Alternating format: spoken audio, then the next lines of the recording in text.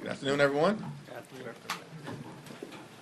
From the very beginning of this Congress, House Democrats have made clear that we will work with our Republican colleagues on any issue to find bipartisan common ground whenever and wherever possible in the best interests of the American people and in order to make life better for hardworking American taxpayers. Once again, Democrats have demonstrated our willingness to work together, do the right thing by the American people, and provide the overwhelming majority of votes necessary to get things done. And in this instance, fund the government, prevent a shutdown, and continue to work toward making sure we can arrive at a spending agreement that meets the needs of the American people in terms of their health, safety, and economic well-being. At the same time, what we see from extreme MAGA Republicans here in Washington and all across the country is an effort to take away reproductive freedom from the women of America. Extreme MAGA Republicans want a nationwide abortion ban. The extreme MAGA Republicans want to strip away the ability of women to seek fertility treatment. Extreme MAGA Republicans want to go after contraception. Extreme MAGA Republicans, at the end of the day, want and will stop at nothing in trying to jam their right-wing ideology down the throats of women and the American people.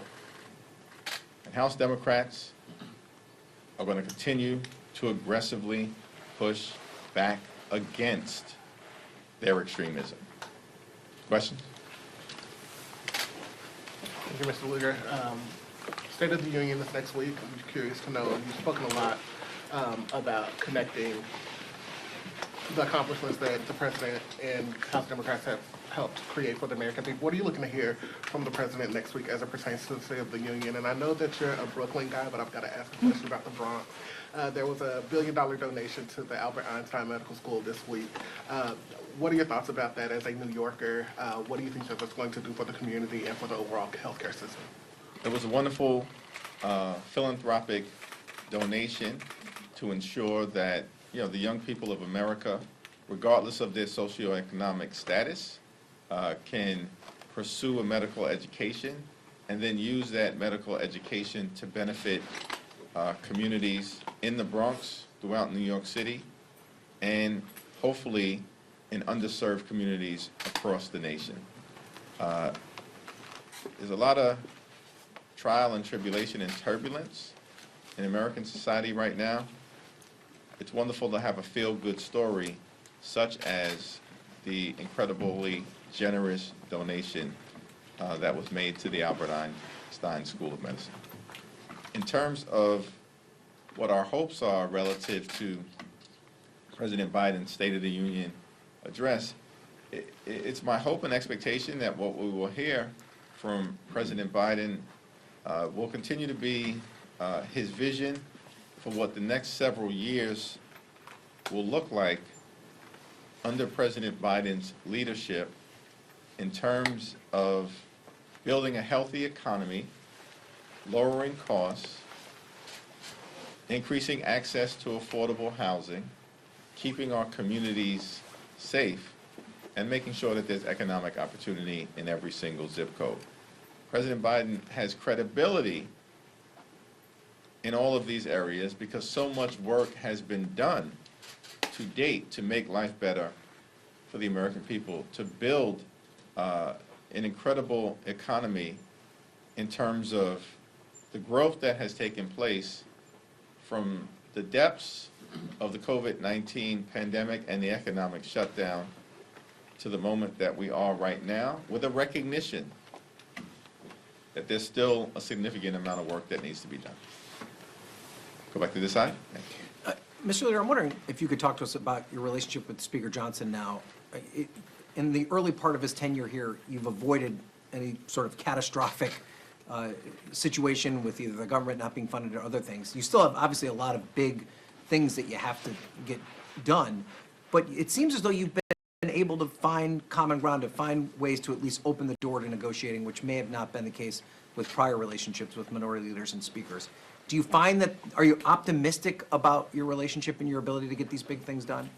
Well, throughout the 118th Congress, including in terms of the relationship with former Speaker McCarthy, it was an open-ended, communicative, and forward-looking relationship that has continued in terms of the dialogue between Speaker Johnson and myself.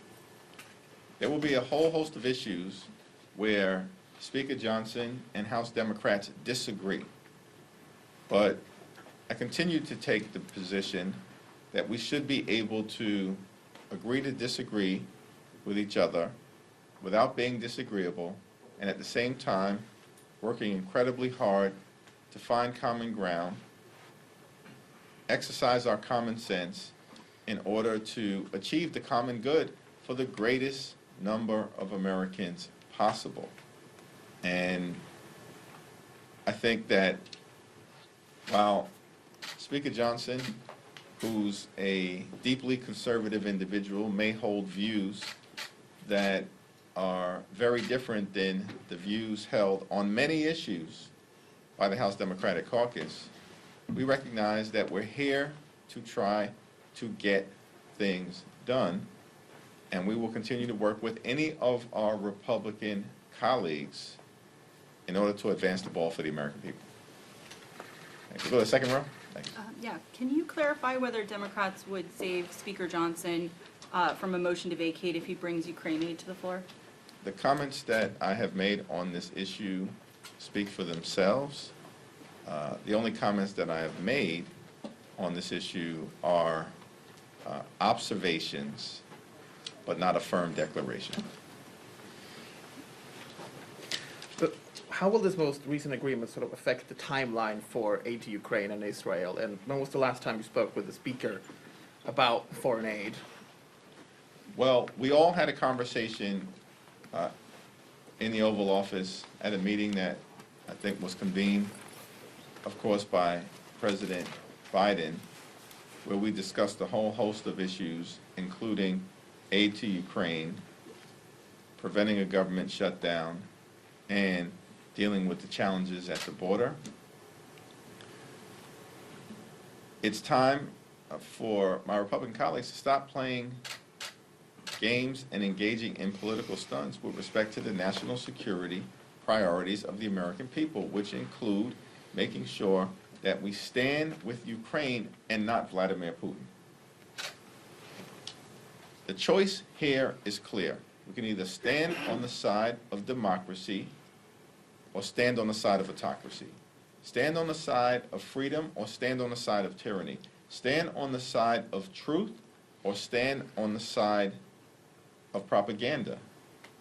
The American people have always stood on the side of democracy, freedom, and truth, and that means standing on the side of the Ukrainian people. And House Republicans need to put the bipartisan national security bill sent over from the Senate on the floor for an up or down vote, and everyone knows that it will pass. That is the only responsible thing to do. Okay. Go to the third row, thanks. So there was a New York Times story I'll come back to you. published earlier this week, describes in great detail how the CIA has supported a network of spy bases along the Russian border. It's been going on for over a decade, or about a decade, in collaboration with the Ukrainians. And the U.S. position has been the war is an unprovoked act of aggression. You said that. So I'm wondering if you can explain or justify how conducting sort of operations, CIA operations on the Russian border doesn't amount to a provocation against Moscow by the West, is it possible these types of operations may have just made things worse, given we're in a full-blown war? Or, not us, but there's a full-blown war in Ukraine. No. There's some horrible headlines out of Gaza this morning. We don't know all the details, but a lot of civilians apparently have been killed. Do you think Israel is doing enough to protect civilian life?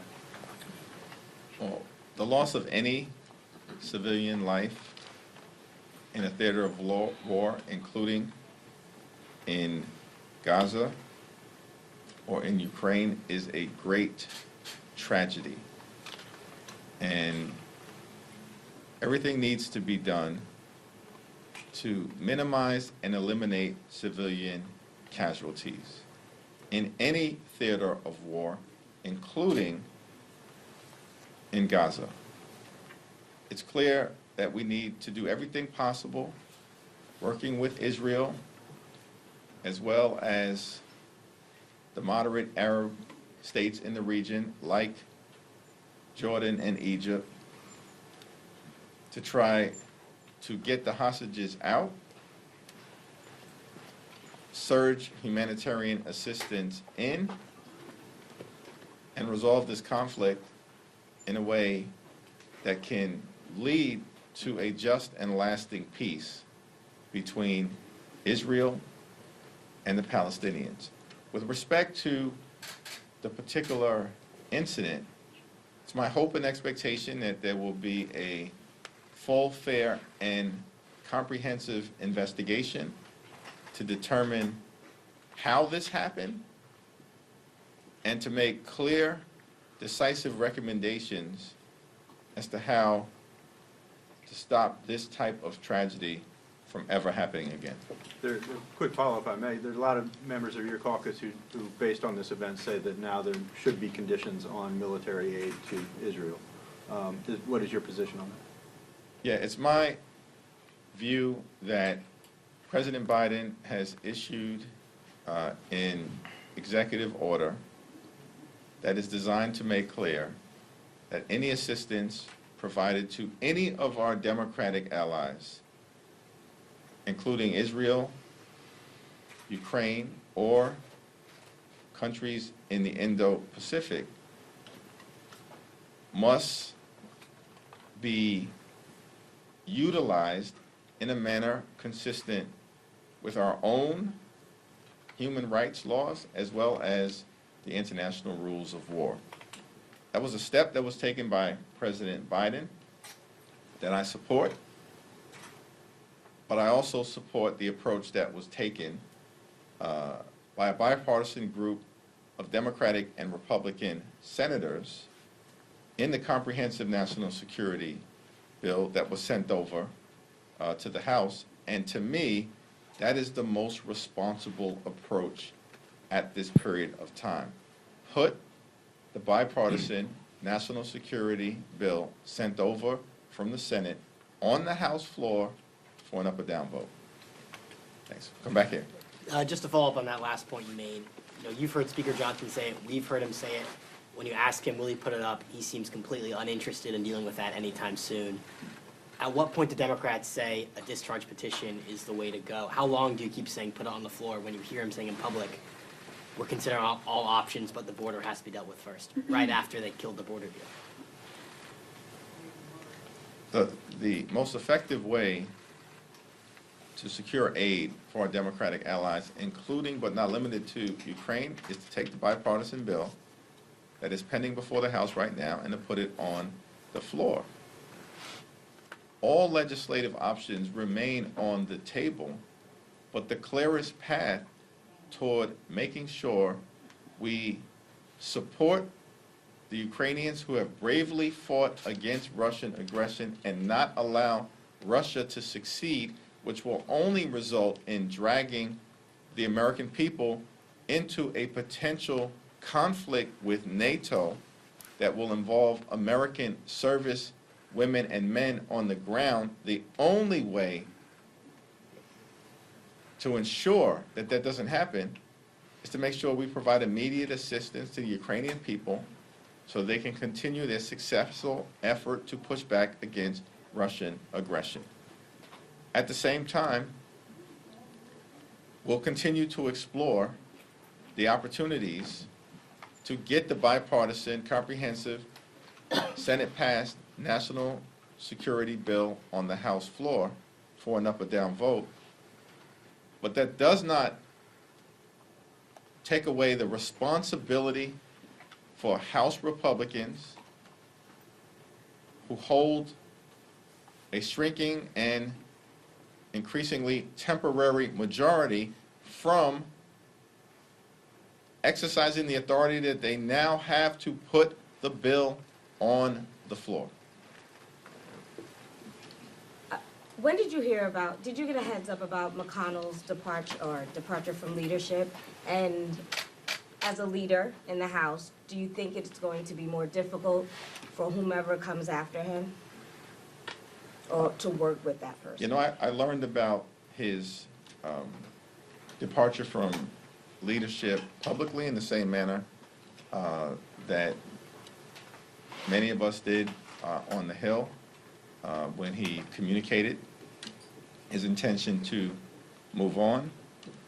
It remains to be seen who will emerge in his place, but it is my hope that it's someone who recognizes that when you ascend to a leadership position, you have a pragmatic responsibility to exercise the common sense that the American people want to see in terms of getting things done for the American people, as opposed to being an ideological warrior who takes a my way or the highway approach that is not in the best interest of the American people. Thank you. I'll come back here. And, yeah. Do you have any response to the members of your caucus who went to Cuba last week, the Progressive Caucus members? Yeah, I have not been briefed on the Cuba trip, and so I'll refrain from commenting until I'm able to hear from them directly.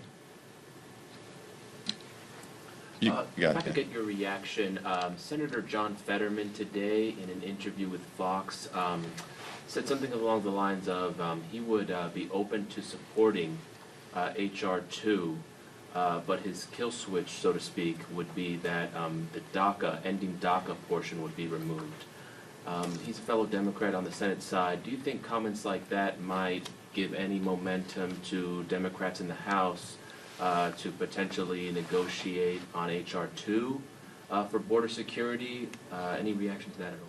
Yeah, H.R. 2 is not a serious legislative proposal, and extreme MAGA Republicans have repeatedly demonstrated that they are unserious about addressing the challenges at the border and fixing our broken immigration system. As House Democrats, we've made clear repeatedly that we should deal decisively with the challenges at the border and fix our broken immigration system, but do it in a manner that is bipartisan, is comprehensive, and recognizes that there are things that need to be done in terms of dreamers and farm workers, as well as making sure that there is a safe, secure, and humane border. The House passed tax, I think it's called Tax Relief for Working Families Bill, stuck in the Senate now. The lead Republican wants to make the child tax credit more expansive. Is that something the Democrats would support if it means opening up the bill again to more amendments over here and, you know, possibly holding up the tax season filing for millions of Americans? Are you suggesting that the lead Republican wants to make it more expensive or less expensive? More expensive. Senator Crapo from Idaho. Yeah, I haven't seen Senator Crapo's proposal, but certainly it's been the position of House Democrats that the child tax credit, as enacted as part of the American Rescue Plan, was a legislative accomplishment that benefited middle-class families, low-income families, and working families at the same time. Moving forward, in enhancing the child tax credit, it should be done in a manner consistent with what was included in the American Rescue Plan that benefited tens of millions of families all across the country. In terms of the legislation that is pending before the Senate, I'm unable to comment until I'm able to have a greater degree of visibility in terms of what Senator Crapo intends to try to accomplish and how that affects the other aspects of the tax package. Do you have any comment in light of the Michigan protest uncommitted vote on Democratic voters or House members who say they're not committed to Biden? President Biden continues to win a substantial number of delegates on his way toward the August Democratic Convention. And it's my expectation that he will have strong Democratic support coming out of that convention heading into the November elections. Everything we care about, including reproductive freedom, Social Security, Medicare, gun safety, the climate crisis, and democracy, will be on the ballot in November, and President Biden is on the right side of those issues and also has a vision for how to make life better for the American people into the future. Last question? Thanks. Obviously, the new maps were finalized in New York this week.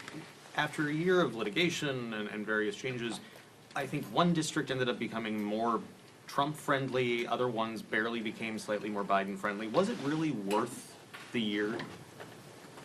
The bipartisan map that was enacted by the state legislature is a fairer map for the people of New York State and resulted in a reduction of county splits, town splits, and village splits. The bipartisan map that was ultimately adopted by the state legislature has districts that are now more compact, and the bipartisan map adopted by the New York State legislature brings communities of interest together that had been inexplicably ripped apart by the unelected out-of-town special master. The fact that the maps that are now going to be the ones utilized by candidates for Congress all across the state of New York are fairer is a victory for the people of New York State. Thank you, everyone. Thank you, Mr. Leader.